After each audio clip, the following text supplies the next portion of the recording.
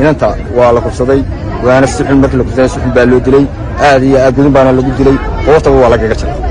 meel u bad qabta looma yaqaan wax allaale wixii labada garab ka sareeyay markii sidaa loo dilay waa meel geed baa hoosti laga helay waa lagu dilay saas inta loogu jarjaray waa laga soo qaaday geed qalaqal ku dhowda sidaa beerka loogu dhigo loogu riday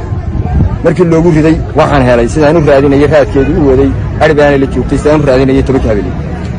qaar ka sare labada kilkilo wixii ka sareeya ayaa mariyo gudubay inta kale waa qaaway marka waxaan u yeeray dadkii gobolada magaalooyinka wixii magaalada ugu dhawaad dadkii joogay ayaan isugu yeeray wixii ciidan ahaa igu yimina waa ka joojiyay raadkeeda waa layla fuuliyay sidii baan meeshii laga soo saaray sidii baa hadda xugmaayo nimanaan isla markaa de waxbay idin qabanayaan ugu yimaadeen aasaba la yidhi markaan nina aasimayno xukunku asabayaan ku aasimayno ma kunu waan soo qaadnay shalaan soo qaadnay waa maalintii ku afareed ee jimce weey maalinta la dilay waxa weeye markaan aasimayno waxaanu soo qaadnay shalay baan soo qaadnay waxa weeye waxaanu keennay caynaba waxaanu la yidhi hawsheeda ka soconaysa markaanu caynaba keennay wax talaagad waan koowi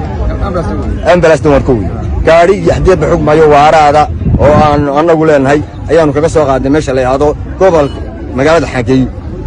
markaanu kaga soo qaadnay waxaanu ku keennay caynabo markaanu ka weynay ambalaas haddii xugmayo ka weynay haddii xugmayo talaagad ka weynayna kii baan ku soo celinay halkan aan ku keennay hal dhakhtarkan ay taallaa haddii xugmayo waxaan doonay dhakhtarkaa burcay taalla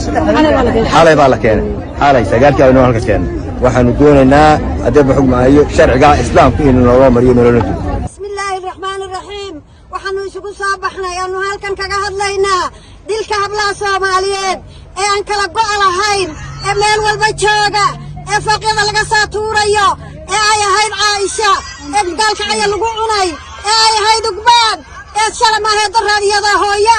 oo shaqaynaysa oo jaamacad ku jirta oo hooya la dilay oo la baabi'iyay oo nafteedii loo qoonsaday oo ay ahayd oo ay tahay hadan Siciid oo xoolaheedii la joogta oo yaraa 15 jira lagu kufsaday cid la ciirsila oo nafteedii uu gooyay oo uu quuri waayay oo uu jarjaray oo uu gaad saaray oo uu dafiray oo uu ka tagay taasaanu ka xunnahay tu kala jirta oo isla maalintaasa oo la kufsaday oo laga soo gaaray oo yana dhaawaceedii noo yaallo Allahu akbar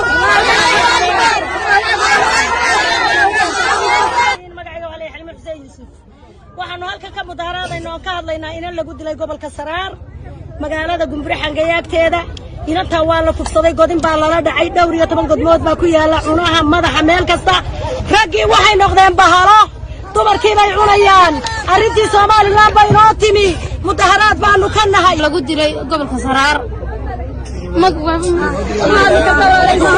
wardalka iyo dadka baa u tura warnaa tura habliini baa nahay hooyooyinkii baanu nahay hadii aydan noo turayna waxaad ogaataan inaad idinku ku aadashaan ay kuwa kale dhurwaaya u soo bixi doonaan waxaan leeyahay inanta yar xaqeeda la keeno oo ninka hal lagu hordilo baydka yaa la naga caasin ilaa ay isaga lagu dul tirtiro mooyaan isaasaan leeyahay waxa kala jirta ninka ay naarigeeda la joogata maalinta la dilay oo la kufsaday oo inta midi laga taagtaagay oo lagu kala jarjaray dhiigeedu dhul dhamaaday oo iyadana lagu hayo degmada Caynaba maxay ahayd godinka loogu jarjaray 15 godmood laga jaray ee la yiraahdo Hadan Siciid Aadan ilaahay naxariistii jannaha ka waraabiyo waxaanu nahay eheliyadeedii dulmayaal baanu nahay waanu dulmanahay leeykayaagii 4 cisho ayuu yaalaa oo markaa cadaalad aan nala samaynaynin magacayga Faatimo Warsame Ducaala la yiraahdo anigu 70 jir baan hadii aan xaaladda laga dayn oo wax laga qabanin oo aan hadii la ku raayo wax muuqdo aan ku qanacno aan nala tusin oo nala ka qabanin annana waxaan samayn doonaa sanadkii tilmaamanay taariikhda dheeraayay dumartada soo helay ogow hadda yaa sanadkii tilmaamanay ee taariikhda dheeraa ee dumartada soo helay hadii kale waxaan ku qanacno inaan ragowna tus